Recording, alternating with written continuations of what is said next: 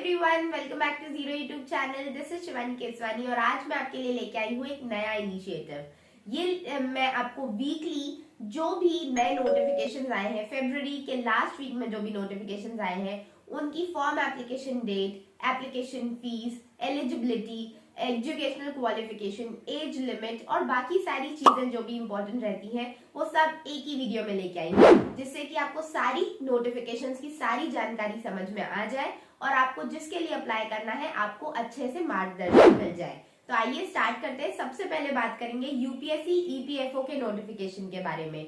हालांकि इसका एक मैंने डिटेल वीडियो बना दिया था, आप चाहे तो वो जाके चेक कर सकते हैं और इसका अभी नोटिफिकेशन भी आ गया है। तो आइए बात करते हैं इस नोटिफिकेशन के बारे में। सबसे पहले बात करते हैं इसकी एप्लीकेशन फीस के।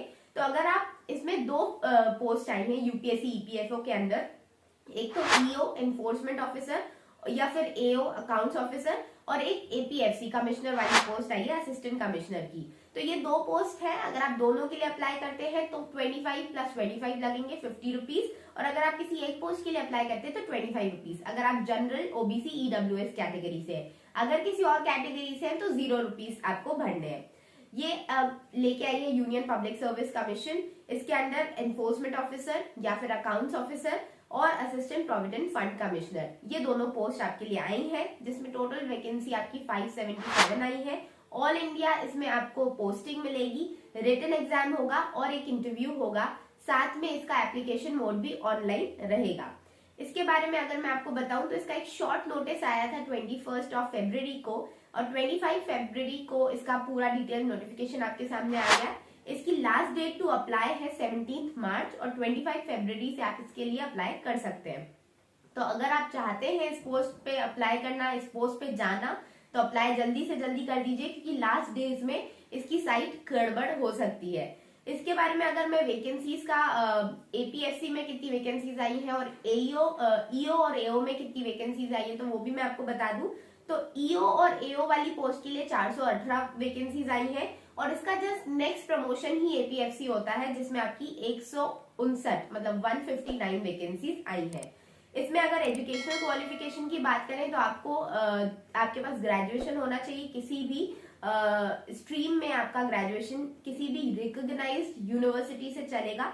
साथ ही साथ अगर आपके पास लॉ में डिप्लोमा है, कंपनी लॉ में या फिर लेबर लॉ में या पब्लिक एडमिनिस्ट्रेशन में, तो ये आपके लिए डिजायरेबल रहेगा। बट आपके पास मिनिमम ग्रेजुएशन है तो भी आप इसके लिए अप्लाई कर सकते हैं। इसका अगर एज लिमिट आपको बताऊं तो ईओ या एओ की पोस्ट के लिए आपके मैक्सिमम एज अपर लिमिट है 30 साल, और अगर आप एपीएफसी के लिए अप्लाई करना चाहते हो तो 35 साल की उम्र तक के लोग भी इसके लिए अप्लाई कर सकते हैं। इसमें अगर मैं आपको सिलेबस इसका मैं एग्जाम पैटर्न बताऊं तो एक रिटन एग्जाम होगा, उसके बाद आपका इंटरव्यू होगा। रिटन एग्जाम 2 घंटे का होगा, आपको स्क्रीन पे शो हो जाएगा कौन कौन से पेपर्स इसमें आने वाले हैं। एक ही पेपर होगा और उसी में सारे टाइप के क्वेश्चंस आपको देखने मिलेंगे। इसके बाद सैलरी की बात करें तो लेवल 8 की सैलरी है ईओ या एओ वाली पोस्ट पे और लेवल 10 की सैलरी है एपीएफसी की पोस्ट के लिए। इसके बाद बात करते हैं नेक्स्ट रिक्रूटमेंट की, जो कि है आपका बीओबी में, बैंक ऑफ बड़ौदा में एक्विजिशन ऑफिसर्स की पोस्ट। इसमें आपका जो नोटिफिकेशन आया 22 फरवरी को ये नोटिफिकेशन आया है। इसकी ऑनलाइन एप्लीकेशन भी 22 फरवरी को स्टार्ट हो गई थी। लास्ट डेट टू अप्लाई इसमें 14 मार्च 2023 है। इसके अगर मैं एजुकेशनल क्वालिफिकेशन के बारे में बात करूं तो इसमें आप डिग्री, आपके पास ग्रेजुएशन होना चाहिए, again from any recognised university by the government of India, government bodies, AICTE, plus post qualification. इसमें एक्सपीरियंस भी मांगा है आपका।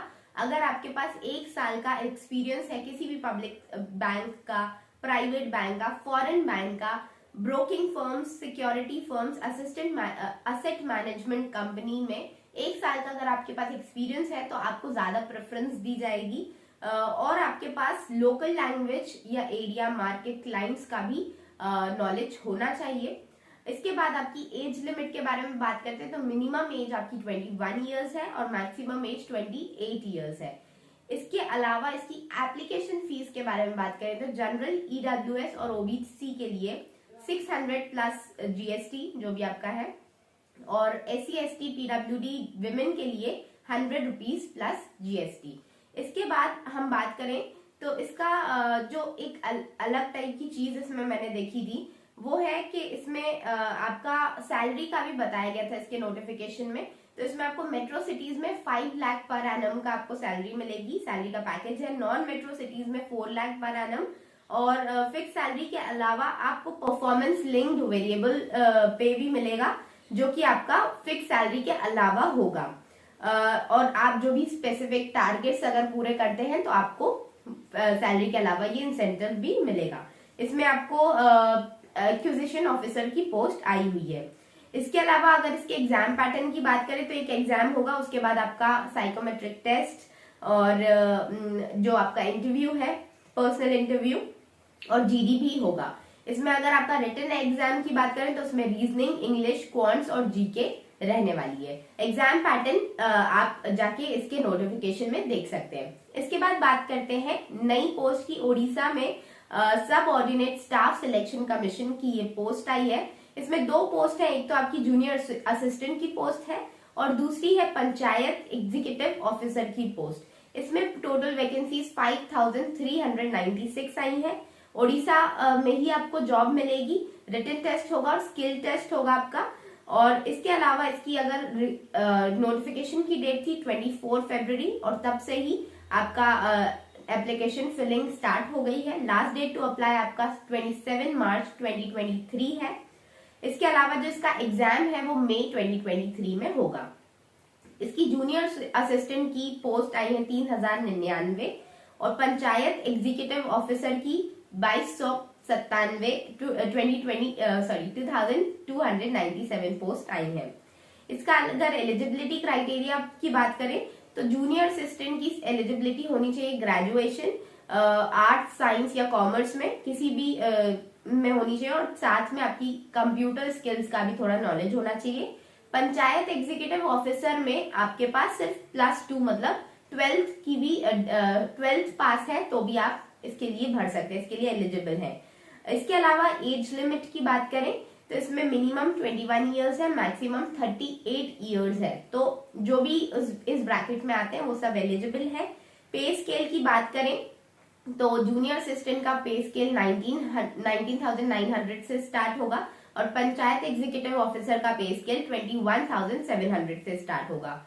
इसके बाद बात कर लेते हैं IDBI असिस्टेंट मैनेजर, जिसके बारे में मैंने एक वीडियो भी डाला था। ये इसका जो एग्जाम है ये असिस्टेंट मैनेजर की पोस्ट है। 600 वैकेंसीज है इसमें आपकी, जिसमें आपका एक ऑनलाइन टेस्ट होगा, डॉक्यूमेंट वेरिफिकेशन होगा, पर्सनल इंटरव्यू और फिर मेडिकल। इसके अलावा इसका जो ऑनलाइन रिक्रूटमेंट नोटिफिकेशन है वो 17 फरवरी को आया था और उसी दिन से इसमें जॉब का जो एप्लीकेशन है वो स्टार्ट हो चुका है। लास्ट डेट टू अप्लाई 28 फरवरी है, तो अगर आप करना चाहते हैं तो जल्दी से कर दीजिए, लास्ट डेट बहुत करीब है। इसके अलावा आपका एग्जाम जो होगा वो अप्रैल 2023 में होगा।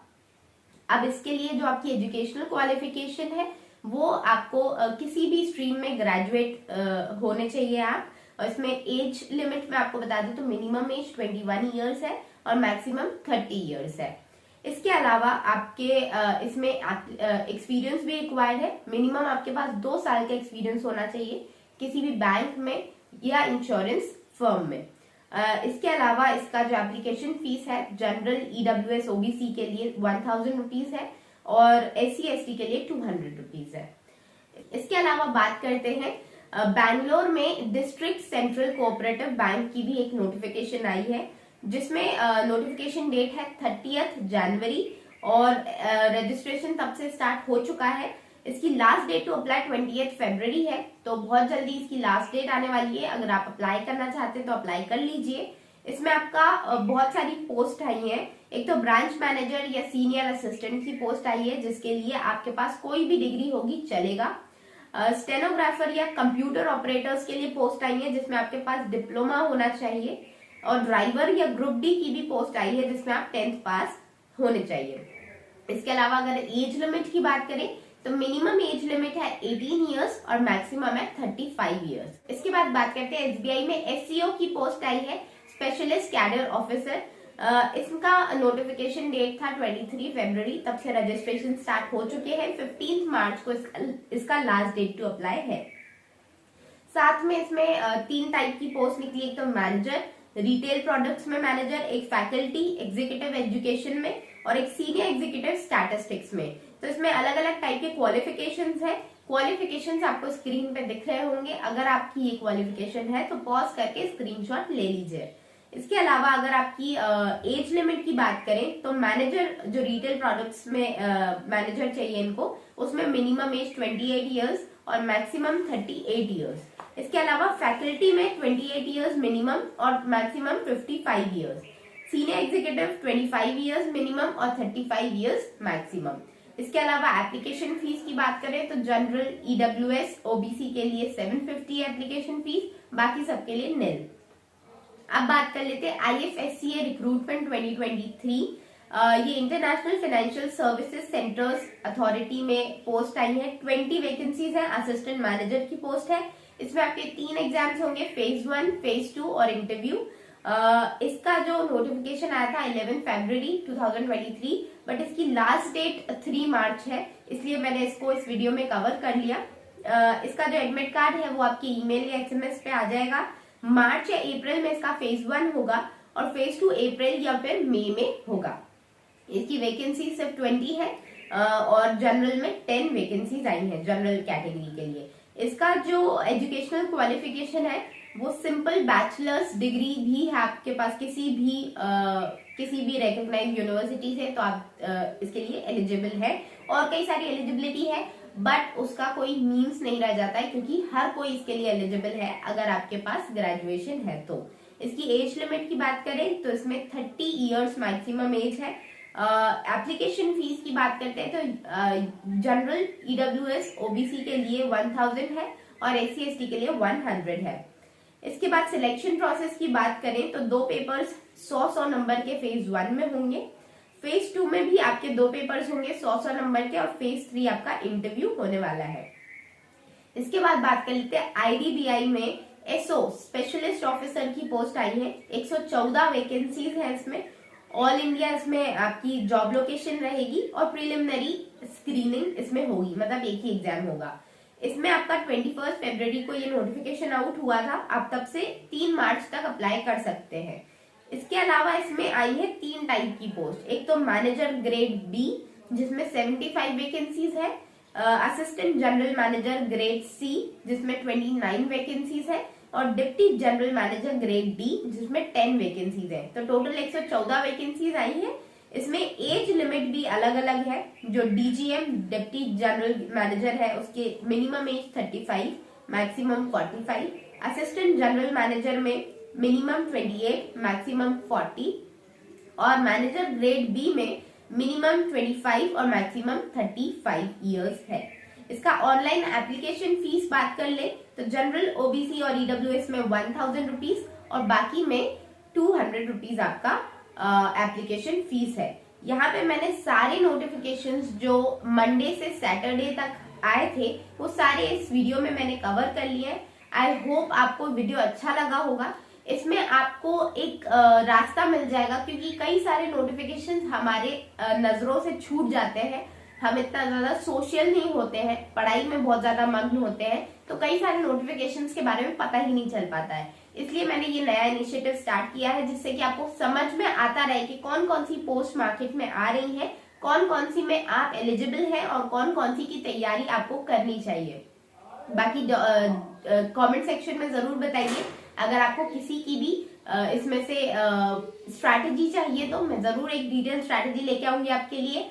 और मिलते हैं अगले वीडियो में। तब तक के लिए अपना ख्याल रखिए, पढ़ाई अच्छे से करते रहिए और तबीयत का जरूर ध्यान रखिएगा। और मिलते हैं अगले वीडियो में, तब तक के लिए टेक केयर, बाय।